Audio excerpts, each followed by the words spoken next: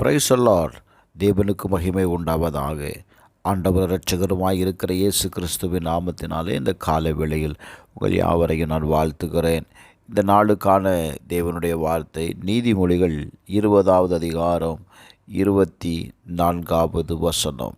கர்த்தராலே மனுஷனுடைய நடைகள் வாய்க்கும், ஆகையால் மனுஷன் தன் வழியை அறிந்து கொள்வது எப்படி?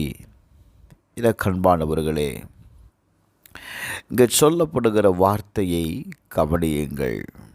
ஒரு மனிதனுடைய வாழ்க்கை கர்த்தராலே வாய்க்கிறது. ஒரு மனிதனை கர்த்தர் தான் நடத்துகிறார். அவனுடைய வாழ்க்கையில் ஆண்டவர் தான் எல்லாவற்றையும் என்ன செய்கிறார் அப்படின்னா கட்டுப்படுத்துகிறார். அநேக நேரத்தில் நாம் எதிர்கொள்ளும் சூழ்நிலைகளை நம்மளால் எப்பொழுதுமே புரிந்து கொள்ள முடிகிறது இல்லை. பாருங்க, கர்த்தர் எப்படி வழிநடத்துகிறார், என்ன செய்கிறார் என்பதை நம்மால் என்ன செய்ய முடியலை, சில நேரத்தில் அறிந்து கொள்ள முடியலை. வேதம் சொல்லுகிறது, கர்த்தராலே மனுஷனுடைய நடைகள் வாய்க்கும். நம்மளால் ஒருபொழுதும் என்ன செய்ய முடியாது அப்படின்னா, கர்த்தர் நம்மை நடத்தி செல்லுகிற பாதைகளை புரிந்து கொள்ள முடியாதுங்க. நான் ஒன்று சொல்கிறேன், அவர் நடத்தி செல்லுகிற பாதை நம்ம ஒருபோதும் என்ன செய்யாது தெரியுமா? வழி தவறி நடக்க செய்யாது. நம்ம வழி தவறி போக மாட்டோம். நம்ம ரொம்ப கடினமான வேலையில் கடந்து போனாலும் கர்த்தர் நம்மளை நடத்துவதற்கு அவர் யாராக இருக்கிறார்? போதுமானவராக இருக்கிறார். நீதிமொழிகள் 3:4-5-6 உன் சுய புத்தியின் மேல் சாயாமல் உன் முழு இருதயத்தோடும் கர்த்தரில் நம்பிக்கையாயிருந்து உன் வழிகளிலெல்லாம் அவரை நினைத்துக்கொள். அப்பொழுது அவர் உன் பாதைகளை என்ன செய்வாராம்? செவைப்படுத்துவார். பிரியமானவர்களே, நம்முடைய வழிகளில் நான் நினைக்க வேண்டியது யார் தெரியுமா? கர்த்தர். அப்போ ஒருபோதும் இது ஏன் என் வாழ்க்கையில் நடக்கிறது, ஏன் என் வாழ்க்கையில் இப்படிப்பட்ட காரியங்கள் நடக்கிறது என்று நம்மளால் புரிந்து கொள்ள முடியாது. கர்த்தர் நடத்துகிற பாதையில் நீங்கள் சரியாக போயிட்டீங்க அப்படின்னா, அந்த பாதையில் எவ்வளவு கடினமாக இருந்தாலும் எவ்வளவு கஷ்டமாக இருந்தாலும் சரி, அந்த பாதையில் உங்களை நடத்தி செல்வதற்கு தேவன் போதுமானவராக இருக்கிறார். நீங்கள் 1 கொரிந்தியர் 10:13 வாசிச்சிங்க அப்படின்னா, மனுஷனுக்கு நேரிடுகிற சோதனையே அல்லாமல் வேறு சோதனை உங்களுக்கு நேரிடவில்லை. தேவன் உண்மை உள்ளவராக இருக்கிறார்.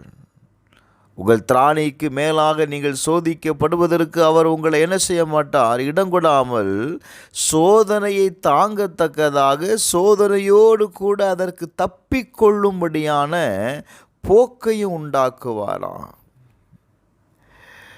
இன்றைக்கு அநேக நேரத்தில் நம்ம சோதனை வரும்பொழுது, பிரச்சனைகள் வரும்பொழுது நாம் புலம்புகிறோம்ல.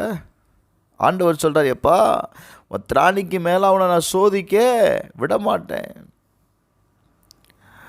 அந்த சோதனையின் பாதையில் நீங்கள் கடந்து செல்லுகிற கடினமான பாதையில் ஆண்டவர் ஒரு வழியை வைத்திருக்கிறார். அந்த வழி நீங்கள் தப்பி செல்லுகிற வழி. Glory to God. இதை நீங்கள் புரிந்து கொள்ளணும். சில நேரத்தில் நம்முடைய சொந்த முயற்சியில் அந்த கடினமான பாதைகளை நம்ம கடந்து போக நினைக்கும் பொழுது தான் நம்ம என்ன செய்து விடுகிறோம் தெரியுமா? தடுமாறி விடுகிறோம்.